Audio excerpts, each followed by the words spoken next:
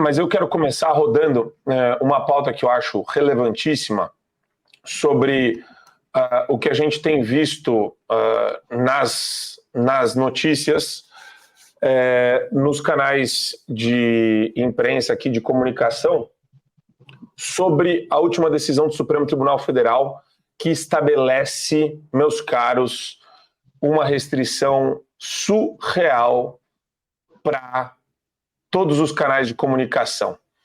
Qual que é o teor dessa decisão? Ela permite punição a veículos de comunicação em virtude, pasmem vocês, de fala dos entrevistados. Fala dos entrevistados. Então é o seguinte, eu recebo um entrevistado aqui para falar do show da manhã e ele fala alguma obscenidade, algum absurdo, xinga alguém. Vamos supor que ele seja um comunista e ele fale que comunismo nunca existiu, certo?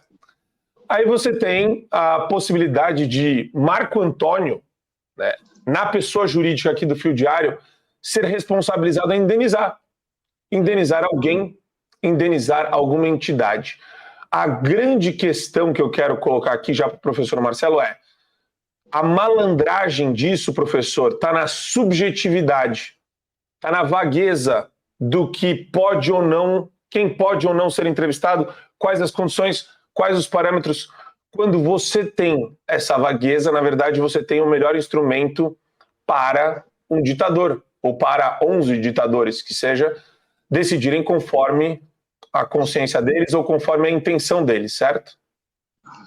Que é a característica, né, dos regimes autoritários, é você estabelecer leis, normas ou jurisprudência, que seja, né, em termos extremamente vagos, exatamente para enquadrar quem você quiser. Tem exemplos históricos aí, né, aquele famoso artigo do Código Penal soviético, né, que acho que era o artigo 53, não lembro exatamente, mas acho que era isso, que enquadrava qualquer conduta, né? Qualquer conduta poderia ser enquadrada ali como crime, e era usada exatamente para perseguir as pessoas que desagradavam o regime.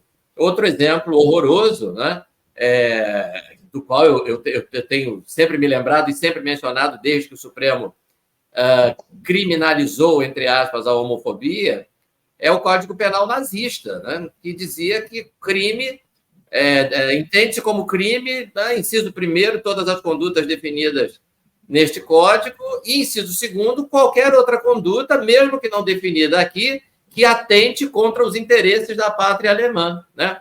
Então, assim, é uma expressão tão vaga, né, que você enquadra quem você quiser. Então, novamente, nessa decisão absurda, né, você vê aí fortes indícios. O que são fortes indícios de falsificação? Né? E veja, independente de qualquer outra coisa, a ideia em si, do ponto de vista jurídico, não se sustenta. Você está entrevistando um sujeito, tá? E ele vai. E se a entrevista for ao vivo? Não teve o cuidado de verificar, mas a entrevista é ao vivo. Né? Como é que eu faço se eu estou entrevistando uma pessoa e essa pessoa calunia outra? Né? O que adianta falar em indícios de falsificação? O cara já falou. Né? Eu não tenho como verificar naquele momento. A resposta já foi dada. Né? O que você acha do Lula? Aí o sujeito responde: eu acho que o Lula é um ladrão, devia estar na cadeia e tal. Tu já falou. Né? Eu sou o entrevistador, que responsabilidade eu tenho nisso? Né? Então, eu acho que é. E, professor, nessa linha que você está falando, algo que eu acho extremamente interessante é o mesmo princípio do jornalismo investigativo é o princípio constante aí no brasão e na essência de várias universidades. Né? Harvard está escrito no brasão: veritas, veritas, veritas. A gente busca a verdade. Se eu não confronto alguém, se eu não busco entender, eu não posso realizar um julgamento prévio sobre quem é falsário, quem é mentiroso. Eu preciso deixar que a audiência enxergue isso. Eu preciso deixar que a pessoa minta. Aqui eu defendo muito chamar esquerdista para debater nas nossas plataformas, exatamente por isso. Deixa o cara se enrolar com as falsidades, as mentiras, as calúnias que ele quer criar. Pô, é onde você consegue ver o adversário, o inimigo da democracia, da liberdade, cometeu os erros mais fundamentais, Gustavo. Sem dúvida, sem dúvida. Eu acho que um dos grandes perigos aí, Marco, está justamente nessa questão que eles definem como falsidade, porque eles vão definir o que é falso. Né? Essa questão que tu coloca ali da verdade, que deveria ser o princípio, né, já foi, né, o princípio da busca do jornalismo, a busca pela verdade, hoje em dia a gente vive na pós-verdade, que é justamente as narrativas se impondo aos fatos. E quem define o que é verdade ou não? Inclusive, existe né, o Ministério da Verdade no governo Lula que vai dizer, não, isso aqui é fake news, isso aqui é verdade. Ou seja, eles vão definir o que é verdade.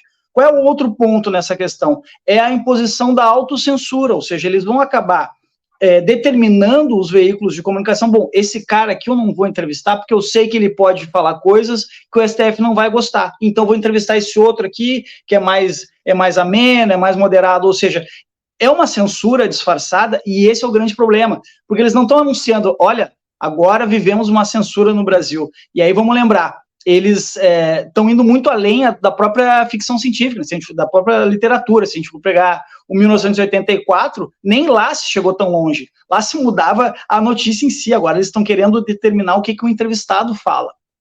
E um outro ponto, que eu acho que também é fundamental a gente lembrar, a imprensa, que agora está assustada, né, parte dela, pelo menos, assustada com esse avanço sobre a liberdade de expressão, patrocinou esse tipo digamos assim, de cobertura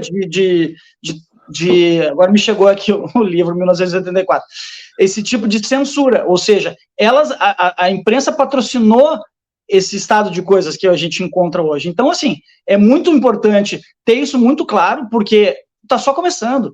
É óbvio que um governo totalmente totalitário, com um sistema judiciário totalmente totalitário e autoritário, vai impor censura, vai impor, determinar o que o veículo de comunicação pode ou não falar, porque a partir do momento em que ele censura a própria fala do entrevistado, ou seja, quer responsabilizar o veículo pela fala do entrevistado, ele está simplesmente impondo uma censura disfarçada. E aí, voltando para usar um outro exemplo, já que eu usei o Orwell, tem o Aldous Huxley que fala que a ditadura perfeita terá áreas de democracia, ou seja, isso aqui é pela lei, isso aqui é pela lisura, nós estamos fazendo essa medida aqui de censura, mas é para manter a liberdade de expressão. Mentira, eles estão impondo uma censura escancarada, porém disfarçada de democracia, disfarçada de liberdade de expressão, disfarçada de amor. Para você ter acesso ao conteúdo integral do Fio Diário, é fundamental que você assine agora a plataforma e aproveite as condições que a gente tem promocionais para você ter todos os acessos aos programas Adrilles sobre Tudo, Marco Antônio em Direita, Além do Ponto G, entrevistas com personalidades nacionais e internacionais, óbvio, Show da Manhã e várias outras atrações do Fio Diário.